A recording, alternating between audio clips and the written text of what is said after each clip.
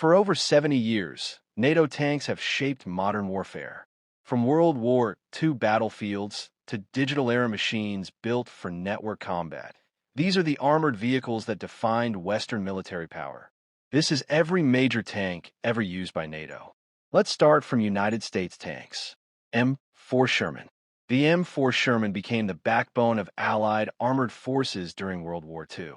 It wasn't the heaviest or most powerful tank on the battlefield, but it was reliable, easy to produce, and simple to maintain. Its true strength came from numbers, logistics, and adaptability, allowing it to fight across Europe, North Africa, and the Pacific. M26 Pershing. The M26 Pershing marked America's transition from medium to true heavy firepower. Armed with a powerful 90mm gun, it was designed to counter German Tigers and Panthers late in World War II. Though it arrived too late to change the war, it set the foundation for all future American main battle tanks. M46 Patton. The M46 Patton was an improved Pershing built to correct the mechanical flaws of its predecessor. Featuring better mobility and reliability, it served prominently during the Korean War. It represented the first step toward the modern American tank doctrine focused on balance rather than sheer armor. M47 Patton. The M47 Patton was a Cold War stopgap tank, rapidly produced as tensions rose between NATO and the Soviet Union. While technologically outdated almost immediately, it served widely across NATO as a deterrent force and helped standardize Western armored formations during the early Cold War years. M48 Patton. The M48 Patton brought serious improvements in armor protection and firepower. With its distinctive rounded turret and upgraded gun, it became one of NATO's most widely deployed tanks. It saw extensive service during the Cold War and combat use in Vietnam and the Middle East. M60 Patton. The M60 Patton replaced the Patton lineage with heavier armor and a powerful 105mm gun.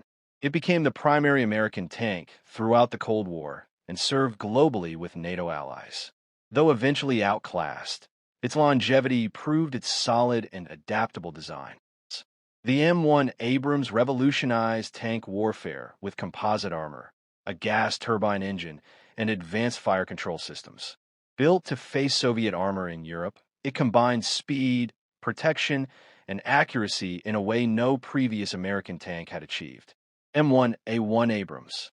The M1A1 introduced a larger 120mm smoothbore gun, dramatically increasing lethality.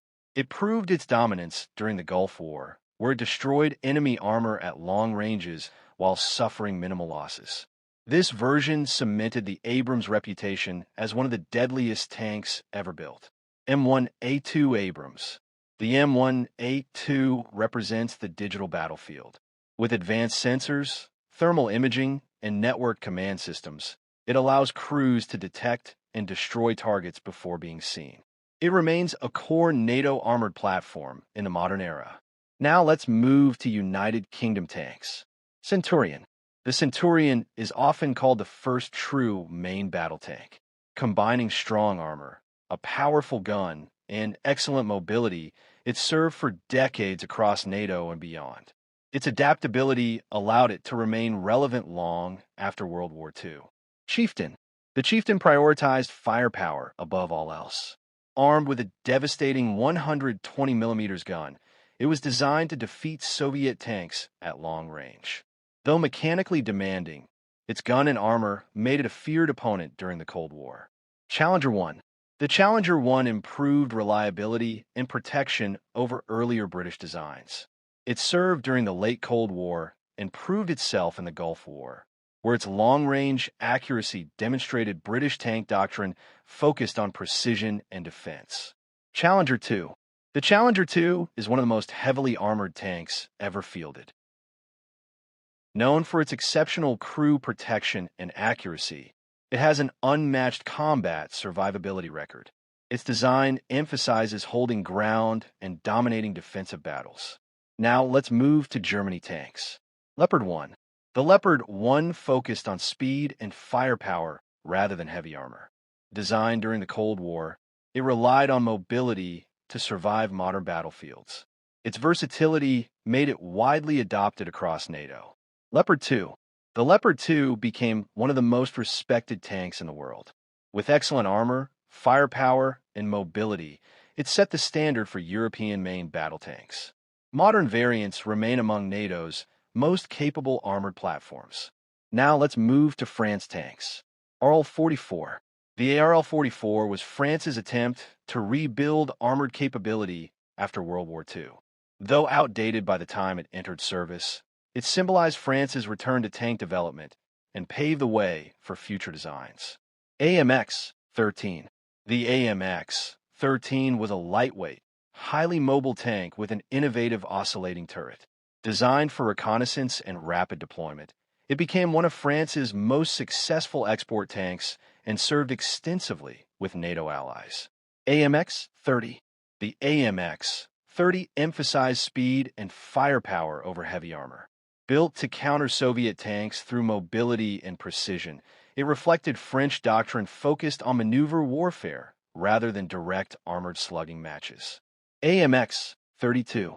The AMX-32 was an export-oriented evolution of the AMX-30, featuring improved armor and fire control systems. While not widely adopted, it showcased France's effort to compete in the global tank market. AMX-40. The AMX-40 represented a transitional design toward modern tanks, integrating advanced electronics and protection. Though it saw limited service, it influenced later French armored development. Leclerc. The Leclerc is one of the most advanced tanks ever built.